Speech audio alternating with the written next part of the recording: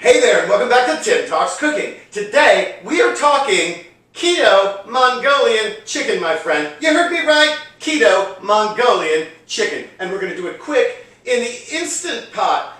You don't need an Instant Pot to do this, however, so don't turn away if you don't have one. I'll explain that in a few minutes. I see a lot of people on Facebook these days who are starting the keto diet who wonder, can I have Chinese food from a restaurant?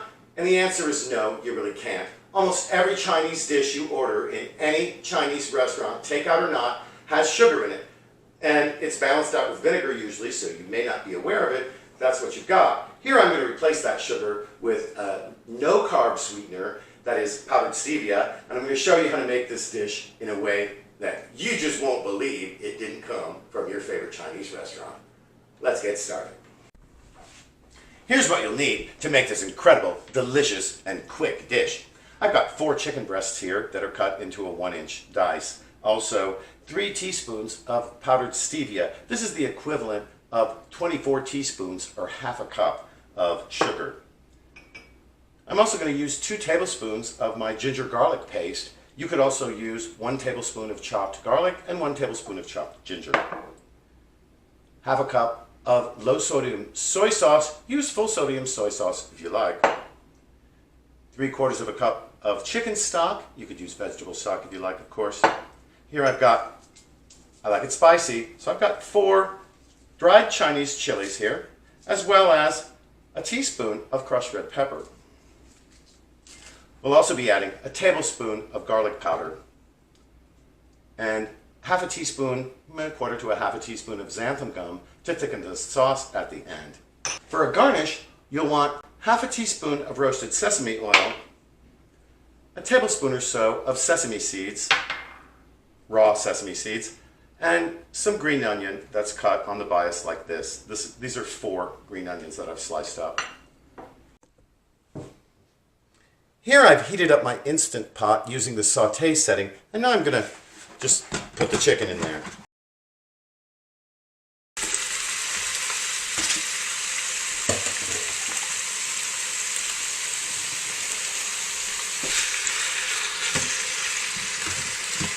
If you're wondering, is it a problem that you're crowding the pan? Absolutely not.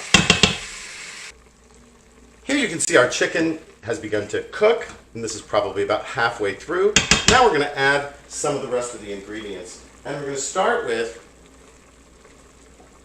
our ginger garlic paste, or the ginger and garlic you have. This is just ginger and garlic that I blend up in the blender in equal amounts so that making this kind of recipe is easier. There's my sweetener, the soy sauce, the chicken broth. Let's give this a nice stir. You also want to make sure you get any fond up off of the bottom. Just kind of run your spatula or whatever you're using to stir with around on the bottom. Get up any flavorful bits down there. Oh, there's a little more soy sauce left in my cup. There's the garlic powder. There's my chilies and crushed red pepper. And that's all we're adding for the moment. Now it's time to set our Instant Pot for 5 minutes on high pressure. If this is your first time or one of the first times you've used your Instant Pot, let me show you how you do this. We have it on the saute setting here, as we did before. I'm going to turn that off, and I'm going to set it to meat and stew. It has the highest pressure. We're going to set the time for 5 minutes. This will take more than 5 minutes. The Instant Pot has to build up pressure inside of it. We're going to attach the lid, set it to sealing as opposed to venting, and we're going to let it go.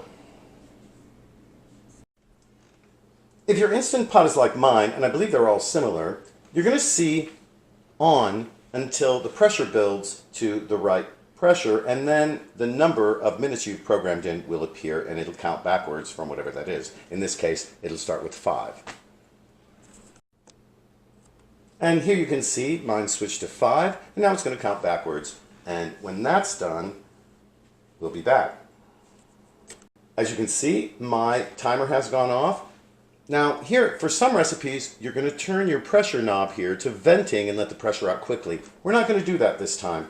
We're going to let the pressure descend on its own, and that's going to take about 10 minutes. And here we have it. Have a look. Really gorgeous, right? Look at the beautiful pieces of chicken. We're going to give it a stir. You can see the ginger and the other ingredients there are kind of sticking to the sides a little bit. That's all right. I think it smells incredible. And now what we need to do is thicken up this sauce. That means we're going to need our xanthan gum. I'm going to use a fork to stir this in. And we're going to start by adding just about half of it. You don't want to use too much xanthan gum because it has an unusual texture, I think. And we want it to just thicken the sauce. And I'm going to be a little careful about it. I'm going to stir, give it a little time. And if that doesn't do it, we're going to add the rest of it.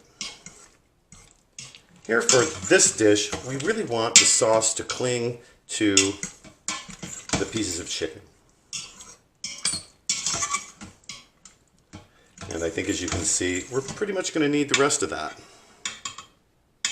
There we go. Let me give it a stir. And you can see it's starting to thicken.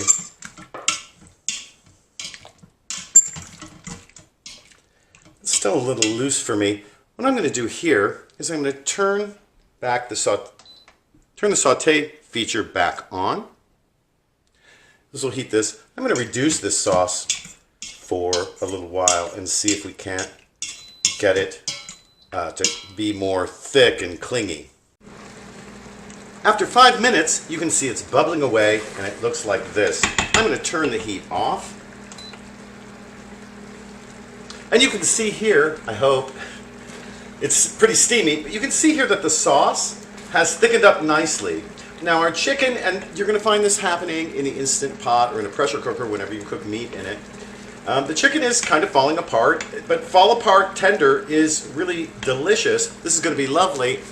It's just not going to be quite as attractive as if we had done it on the stovetop or in a wok. I serve this dish on a bed of cauliflower rice.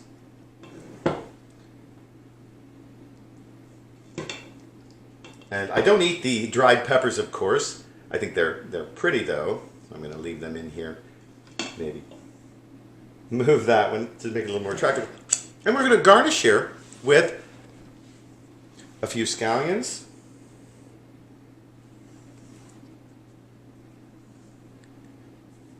some sesame seeds, maybe a few more than that. I like sesame seeds. And some roasted sesame oil, just a drizzle.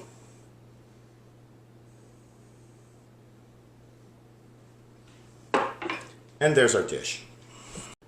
Well, all right, let's give it a taste. Check it out. Man, it looks great. It smells fantastic. Mmm.